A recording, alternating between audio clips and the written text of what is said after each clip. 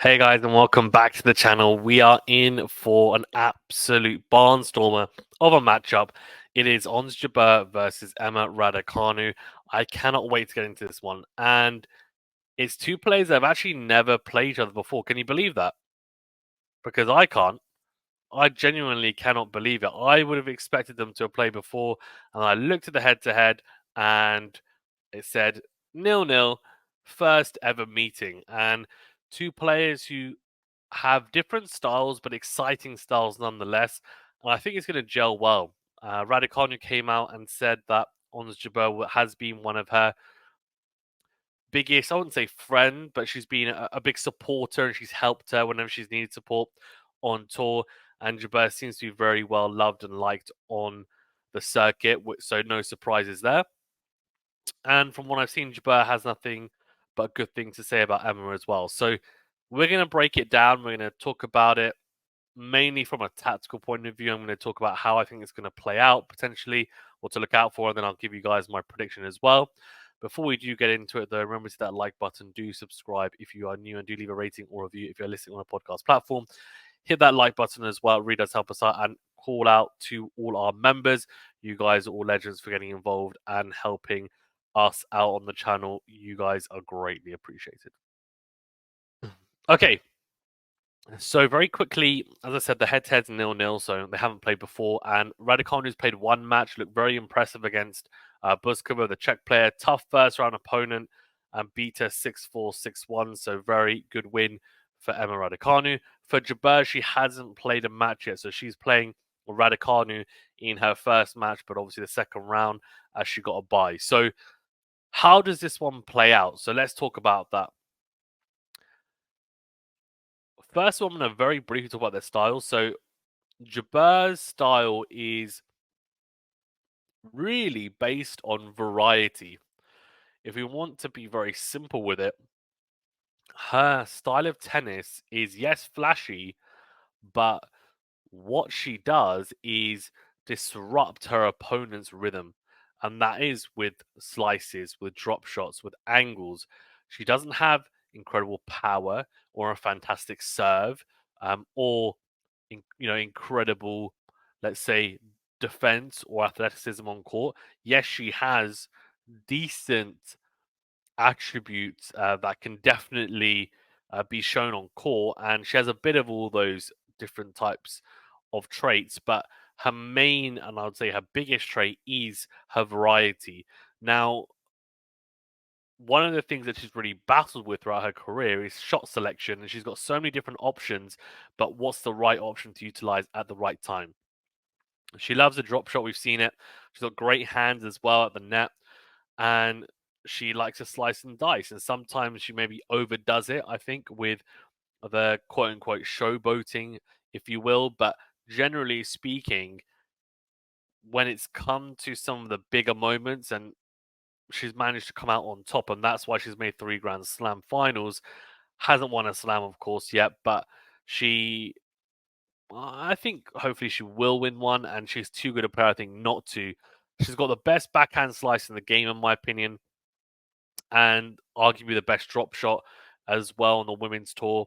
And for her, it's going to be a real case of how does she make sure that the match is played on her terms, and that she's not making extremely rash decisions, because a lot of her play is low percentage tennis, but it tends to work for her. And what she does is she plays low percentage tennis in a very calculated way in certain moments. It's not all the time throughout a match, if that makes sense.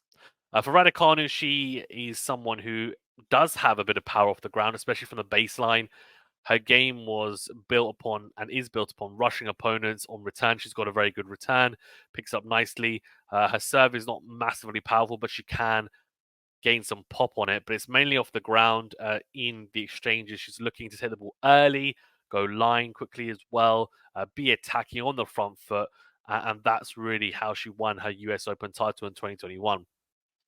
And she's always looking to use pace. She redirects it really well, soaks it up, and yeah, I think she's been really, really good. Well, she was really, really good in the US Open win, of course, and she's had a very up and down, last year or so, and it hasn't quite clicked for her. But she is still very young, so she has time to make it work and try and recapture some of that glory that she had, of course, in that surprise run as a qualifier at the US Open. So how did it gel? Well, I think Raducanu is going to struggle a lot with Jabeur's variety, and she's going to have to generate some of her own pace because Jabeur will slice and dice it, and she won't give her a lot to play with in terms of pace at times. So Jabeur's going to do that, and Raducanu is going to have to be patient. She's going to have to be patient in the rallies and try and stick with Jabeur. She's got great athleticism, Raducanu. That's one thing that she can do in these moments, and make sure that she's also utilizing good shot tolerance and good depth on her ground strokes, being patient, and then waiting for the right opportunities to then be aggressive and on the front foot. She will get frustrated potentially at times with Jabeur's game because it's very hard to read, and also chasing down drop shots and slices, and it's very unpredictable at times. So there's not going to be a lot of rhythm for her to utilize Raducanu. So she's going to have to get to grips with the style that Jabeur brings very quickly. But one thing she'll be able to do is return well, I would imagine. Jabeur's serve is very on and off at the moment. She's not being the best of form. Raducanu should be able to get big inroads into the Jabeur serve, and Jabeur hasn't been the best from the back of the court. She's been making a lot of errors, so there's opportunities there for Raducanu, no doubt, as well. Similarly for Jabeur, I think she will have the advantage, I think, in the rallies, for the most part anyway, when she is adding that variety, and a lot's going to be down to shot selection and how is she going to be able to cope with that. So Jabeur has to make Raducanu feel uncomfortable, and it'll be interesting to see whether she's able to do so enough to get the win, or Raducanu managed to get used to Jabeur's variety and different style of play and managed to gain control of the match herself. I think it's a real 50-50. Both players, I think actually Raducanu looked good against Puskova. Jabeur hasn't looked good this year so far, in honesty, but there's only one match, so I'm not going to get carried away with Raducanu and say that she's going to go and win the title, for example, even though, with Dhabi it's only a 500. But what I will say is that this is a big opportunity for her.